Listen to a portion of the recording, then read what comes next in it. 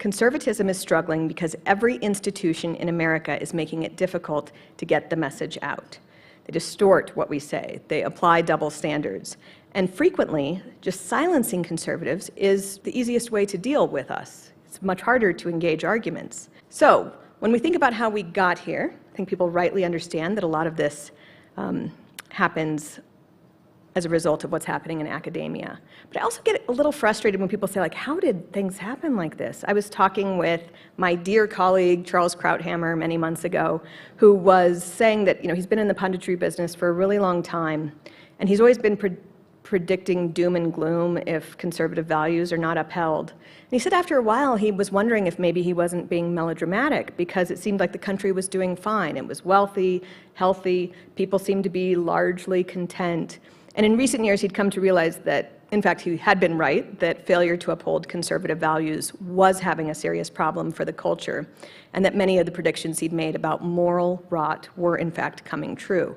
I think conservatives should have far more confidence in their predictive powers.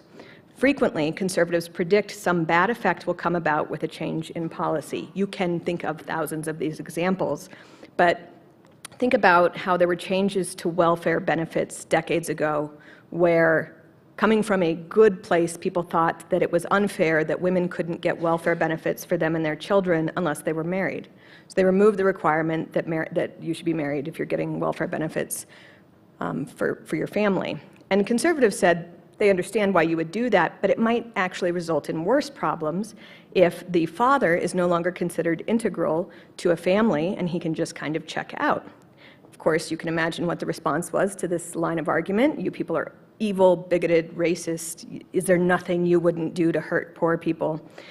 And progressives won the day. Now, of course, we know that not only were the conservatives right, they were more right than they even knew. The situation in terms of family disintegration among lower classes is horrifically bad. Not having fathers involved in the raising of children is causing serious problems for young boys and girls, and we have now decades of data to show this. But there are no apologies offered for all those slurs that were hurled at conservatives. But never mind, my point is conservatives should have more confidence in their predictions.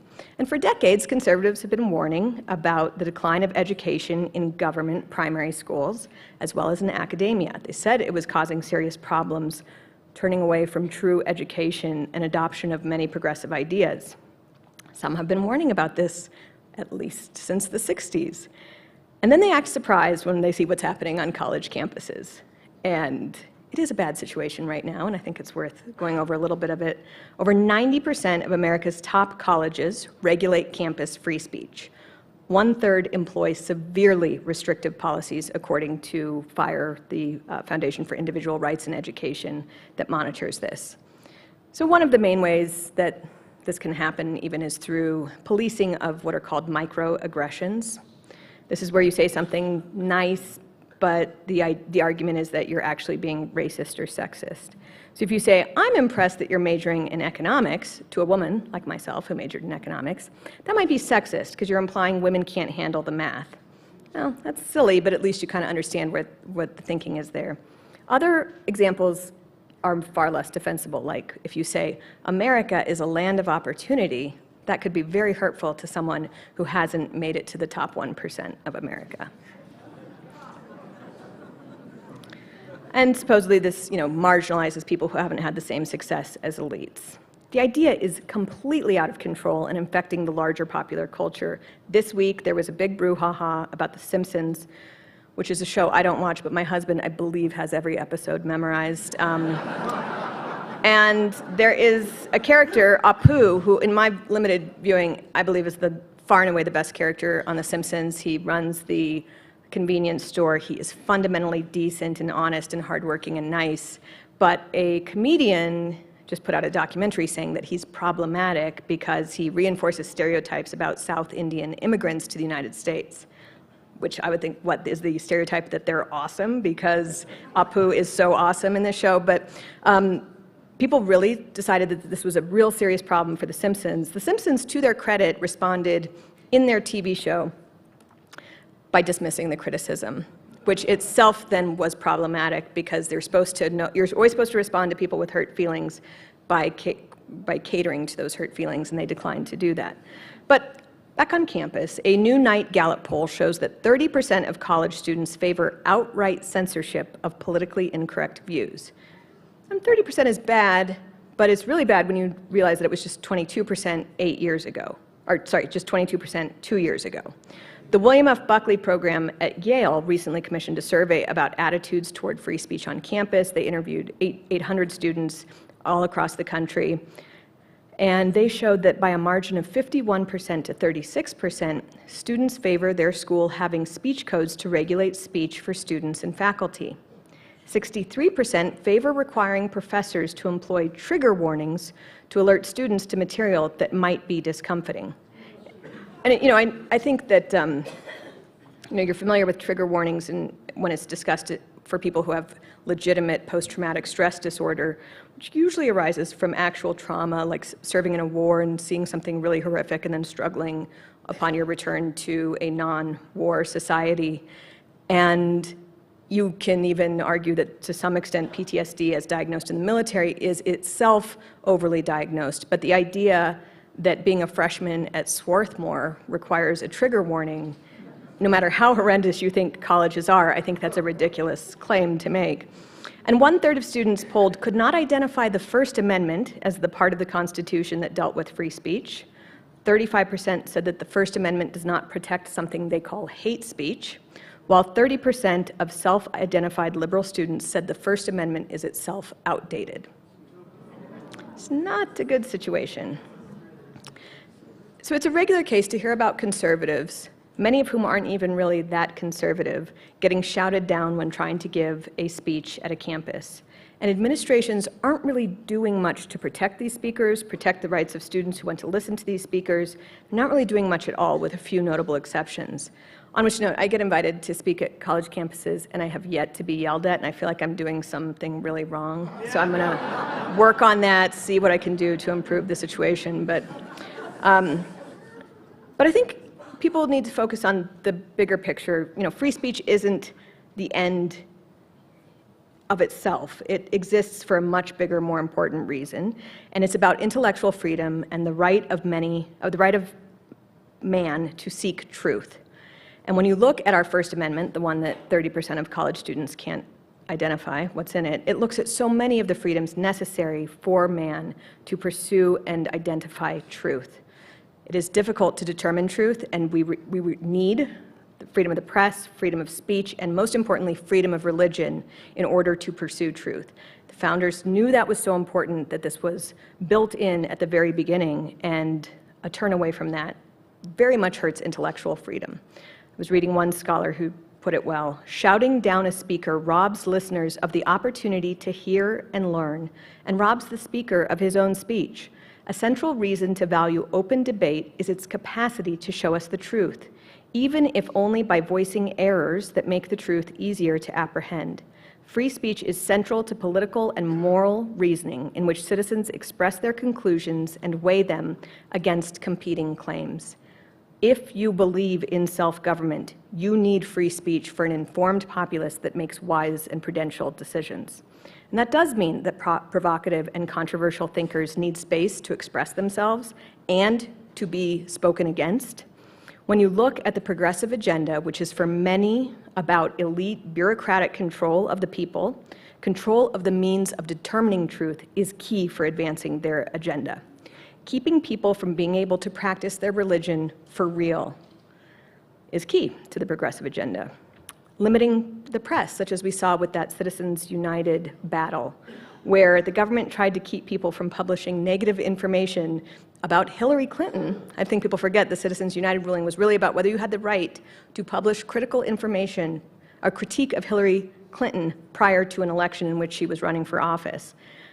And the government argued that you should not have the right to do that, which is just amazing. All that talk about microaggression, safe spaces, acquiescence to feelings, it isn't just the university's fault, by the way. It's also a result of the decline of family size and the resultant helicopter parenting that we've witnessed in recent decades, these bubbles of protection for students. But if you treat students like children, they'll act accordingly, and they do. You probably heard the story a couple years ago about how some office at Yale University's Intercultural Affairs Committee put out a memo asking people not to wear offensive Halloween costumes. You know, don't dress up as a Native American, you might offend a Native American. Don't dress up as a pirate, you know how pirates get, they're very sensitive. And this Yale faculty member named Erica Christakis sent an email in response which said, have we lost faith in young people's capacity, in your capacity, to exercise self-censure through social norming, and also in your capacity to ignore or reject things that trouble you? It's a good question. She meant it actually rhetorically, but it turned out that they had lost faith in young people's capacity, and she and her husband, who are both working at the university, were bullied. She ended up being forced out of her job. The university did not punish the students who were screaming at her and her husband or bullying them. They, in fact, responded by allocating $50 million in diversity training or something to that effect. And my favorite thing is that Erica Christakis was called a housemaster, which is like a leadership position at Yale. They renamed the masters because they, of course, as you know, clearly it's a racist term. Unless you know Latin, even a little bit of Latin, where master comes from magister, meaning teacher. So they really showed the Latin people who's boss there. And of course, nobody knows Latin, so the only possible explanation for why you'd be called a master is racism. This other professor, William Deresiewicz, wrote a piece for the American Scholar about teaching at a woman's school recently where speech was stifled. He begins his piece by talking about a young student who says she quickly figured out that she had to hide her Christianity from students and faculty. And it really got him thinking about the climate at liberal universities.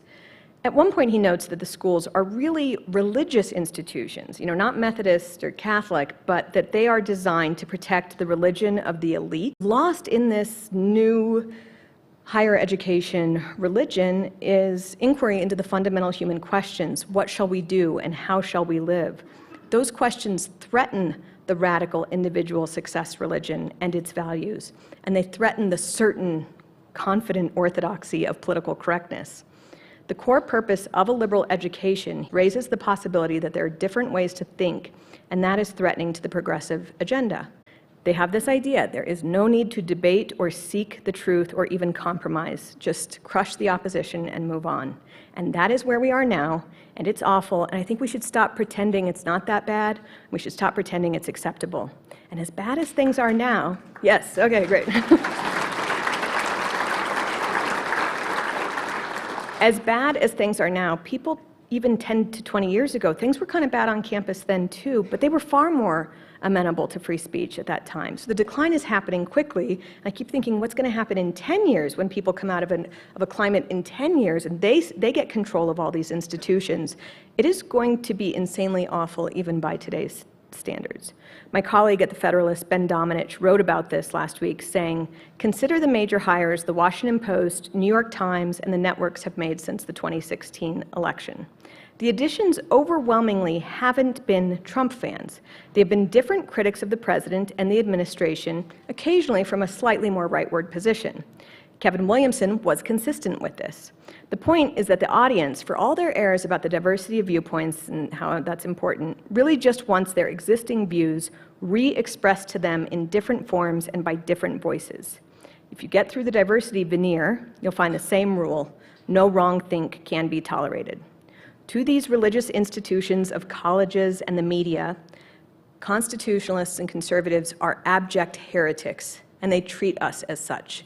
It is time to stop trying to pretend that they are open to discourse, or that working with them is where you become like the one token person at their institution will affect the change that is necessary for the republic.